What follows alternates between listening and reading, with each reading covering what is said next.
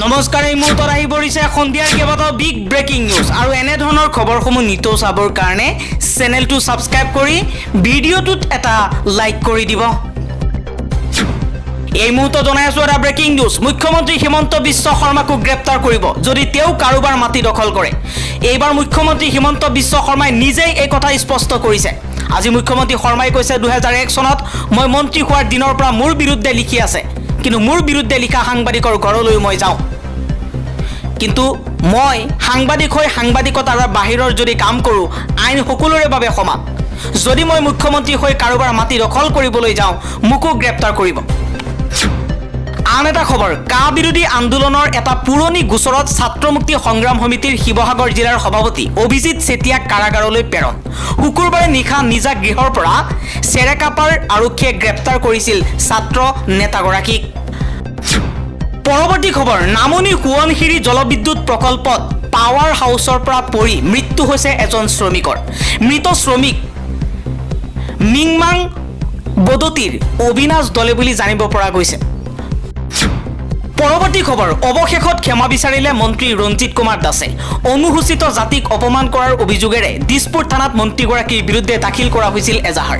ৰাজহুৱা স্থানত অনুসূচিত জাতিক অসন্মানীয় অসাংবিধানিক শব্দ ব্যৱহাৰেৰে অপমান কৰাৰ অভিযোগৰ পিছতেই ক্ষমা বিচাৰিলে মন্ত্ৰী ৰঞ্জিত কুমাৰ দাসে।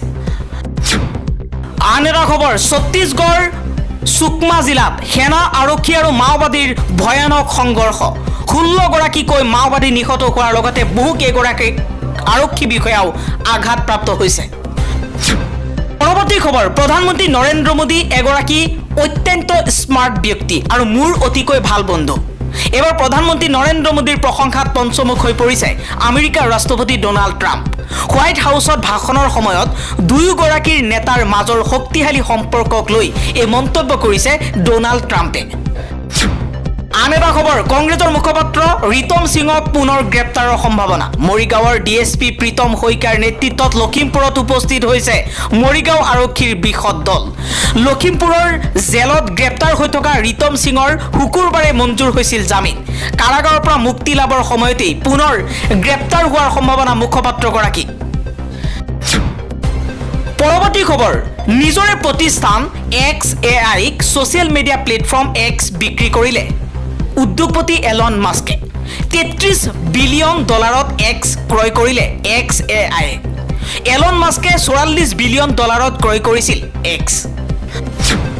আন এটা খবৰ, সাংসদ ৰকিবুল হুছেইনৰ বিৰুদ্ধে কেইবাটাও মন্তব্য কৰিছে হাফিজ এডভোকেট ইলিয়াছ হুছেইন আনচাৰীয়ে। এই মুহূৰ্তত আপোনালোকক দেখুৱাইছোঁ হাফিজ ইলিয়াছ হুছেইন আনচাৰীৰ এটা ফেচবুক পোষ্ট, য'ত তেওঁ কৈছে মিষ্টাৰ ৰকিবুল সাংসদ হ'ল ধুবুৰী লোকসভা সমষ্টিত। পাৰ্লিয়ামেণ্টত যদি কেতিয়াবা কেৰমৰ কথা কৈছে তেতিয়া ধুবুৰী বানপানীত ডুবি আছিল। আকৌ কেতিয়াবা আই ৱাজ এটেষ্ট বুলি কৈ ইংৰাজীৰ মহাশুদ্ধিকৰণ কৰিছে, তেতিয়াও ধুবুৰীৰ মানুহ নানা সমস্যাত জৰ্জৰিত হৈয়ে আছিল। আকৌ এইবাৰ 6 জনগোষ্ঠীৰ কথা কৈছে, সেয়া কোনো বেয়া কথা নহয়, কিন্তু কথাটো হ'ল যে মানুহে বেলেগৰ কথা চিন্তা কৰাৰ আগত নিজৰ পৰিয়ালটোতো কমপক্ষে সুস্থভাৱে পৰিচালনা কৰিব লাগিব। এই ক্ষেত্ৰত মহোদয়ে মেচিভ ছাকচেছফুলি ফেইল হ'ল। মানে আপোনাৰ ক্ষেত্ৰত ধুবুৰী সমষ্টিত এটি বহুল প্ৰচলিত ফকৰা যোজনা ব্যাপকভাৱে তাত মিলাইছে। আচলৰ ঘৰত ফচল নাই, ঢেঁকীৰ ঘৰত আঁঠুৱা। ইলিয়াছ হুছেইনে কৈছে মিষ্টাৰ ৰকিবুল আপুনি সাংসদ হ'ল ধুবুৰী লোকসভা সমষ্টিৰ। ধুবুৰীবাসীয়ে আপোনাক দেশৰ ভিতৰত সৰ্বোচ্চ ভোটৰ ব্যৱধানত জিকাইছে। তাৰ মানে এয়া নহয় যে আপুনি এই নিৰীহ জনতাক ফৰ গ্ৰাণ্টেড বুলি ক'ব। আপুনি আজি জননেতা, আপোনাৰ পৰা সমষ্টিবাসীয়ে নিজৰ অসুবিধা আৰু সমস্যাৰ কথন পাৰ্লিয়ামেণ্টত উত্থাপনৰ অধিকাৰ ৰাখে। আপুনি পাৰ্লিয়ামেণ্টত কৰা মূৰ্খৰ নিচিনা আচৰণ আশানুযায়ী নহয়। আপুনি এনেদৰে পাৰ্লিয়ামেণ্টত কথাবোৰ উত্থাপন কৰে যে আপোনাৰ সমষ্টিবাসীৰ কোনো সমস্যাই নাই, কিন্তু বাস্তৱতাটো তাৰ সম্পূৰ্ণ বিপৰীত। সাংসদ ৰকিবুল হুছেইনক নিজৰ সমষ্টিবাসীৰ বাবে কাম কৰিবলৈ, সমষ্টিবাসীৰ সমস্যাৰ কথা পাৰ্লিয়ামেণ্টত উত্থাপন কৰিবলৈ মন্তব্য কৰিছে ইলিয়াছ হুছেইন আনচাৰীয়ে।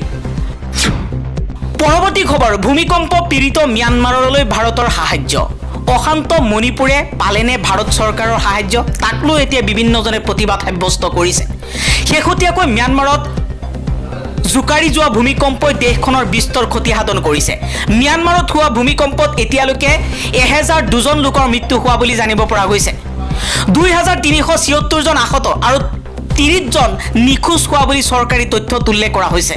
দুৰ্যোগ পীড়িত দেশখনলৈ ভাৰতৰ প্ৰধানমন্ত্ৰী নৰেন্দ্ৰ মোদীয়ে সকলো প্ৰকাৰৰ সহায় আগবঢ়োৱাৰ আশ্বাস প্ৰদান কৰিছে। ইতিমধ্যে ভাৰতৰ তৰফৰ পৰা 15 টন প্ৰয়োজনীয় সামগ্ৰী ম্যানমাৰলৈ প্ৰেৰণ কৰা হৈছে। 80 জনৰ NDRFৰ দলক অপাৰেশ্যন ব্ৰহ্মৰ অধীনত উদ্ধাৰ কাৰ্যত সহায় কৰিবলৈ পঠিওৱা হৈছে। ম্যানমাৰৰ সামৰিক চৰকাৰে জনাইছে যে মাণ্ডালয় অঞ্চলত ৰাস্তা ফাটি যোৱাৰ লগতে এটা দলং আৰু বান্ধ ধ্বংস হৈছে। পৰিস্থিতিৰ ভয়াৱহতাৰ প্ৰতি লক্ষ্য ৰাখি 6টা ক্ষতিগ্ৰস্ত অঞ্চলত জৰুৰী অৱস্থা জাৰি কৰা হৈছে। থাইলেণ্ডেও বেংককত সতৰ্কতা জাৰি কৰিছে। প্ৰসংগক্ৰমে ম্যানমাৰলৈ যিদৰে তাৎক্ষণিকভাৱে ভাৰত চৰকাৰে সকলো প্ৰকাৰৰ সাহায্য প্ৰদান কৰাৰ পৰিৱৰ্তে হিংসা জৰ্জৰ মণিপুৰত সাহায্য প্ৰদান কৰা দূৰৰে কথা, মণিপুৰ ভ্ৰমণ কৰি পৰিস্থিতিৰ বুজ ল'বলৈও সময় পোৱা নাই প্ৰধানমন্ত্ৰী নৰেন্দ্ৰ মোদীয়ে। 4ৰ পৰা 5 এপ্ৰিলত ঘোষণা কৰা হ'ব পঞ্চায়ত নিৰ্বাচনৰ দিন। আজি মন্ত্ৰী ৰঞ্জিত কুমাৰ দাসে এই ঘোষণা কৰিছে। পৰৱৰ্তী খবৰ, ম্যানমাৰৰ প্ৰলয়কাৰী ভূমিকম্পত এই পৰ্যন্ত 150 জনতকৈ অধিক লোকৰ মৃত্যু হৈছে। 28 মাৰ্চত প্ৰলয়কাৰী ভূমিকম্পই জোকাৰি গৈছিল সমগ্ৰ ম্যানমাৰ আৰু থাইলেণ্ডক। পৰৱৰ্তী খবৰ, বাৰ এছ'চিয়েশ্যনৰ সদস্য পদৰ পৰা পদত্যাগ কৰিলে মহাধিবক্তা দেৱজিৎ শইকীয়াই। উচ্চ ন্যায়ালয় স্থানান্তৰৰ ক্ষেত্ৰত চৰকাৰৰ স্থিতিত থাকিবলৈ বাধ্য মহাধিবক্তা শইকীয়া। বাৰ এছ'চিয়েশ্যনৰ সদস্য হৈ থাকিলে নীতিগত অসুবিধা আহিব কাৰণেই তেওঁ এই পদত্যাগ কৰিছে। আন এটা খবৰ, আজি মুকলি আকাশৰ তললৈ আহিব দিলৱাৰ হুছেইন মজুমদাৰ। শুকুৰবাৰে CGM আদালতে দ্বিতীয়টো গোচৰত জামিন মঞ্জুৰ কৰিছিল দিলৱাৰ হুছেইন মজুমদাৰক। পৰৱৰ্তী খবৰ, ভাৰতবৰ্ষত অস্বাভাৱিকভাৱে বৃদ্ধি পাইছে আৰক্ষীৰ জিম্মাত নিৰ্যাতন আৰু ন্যায় বহিৰ্ভূত হত্যাৰ ঘটনা। Status of policing in India report 2025ত দাবী কৰা হৈছে যে ভাৰতৰ আৰক্ষী বাহিনীৰ এক উল্লেখযোগ্য অংশই কৰ্তব্যৰত সময়ত নিৰ্যাতন আৰু হিংসাক সমৰ্থন কৰে। 25% আৰক্ষী সদস্যই দৃঢ়ভাৱে বিশ্বাস কৰে যে তেওঁলোকে নিৰ্ভয়ে বল প্ৰয়োগ কৰিব পাৰে আৰু 45%ই এই মতামতৰ সৈতে আংশিকভাৱে একমত। প্ৰতিবেদনত লগতে কোৱা হৈছে যে নিৰ্যাতনৰ বলি হোৱা অধিকাংশই দৰিদ্ৰ আৰু অনগ্ৰসৰ সম্প্ৰদায়ৰ, বিশেষকৈ মুছলমান, দলিত, জনজাতীয়, নিৰক্ষৰ বস্তিবাসীৰ বিৰুদ্ধে আৰক্ষীৰ হাৰাশাস্তিৰ প্ৰৱণতা দেখা গৈছে। 18% আৰক্ষী বিষয়াই বিশ্বাস কৰে যে মুছলমানসকল স্বাভাৱিকভাৱে অপৰাধ প্ৰৱণ।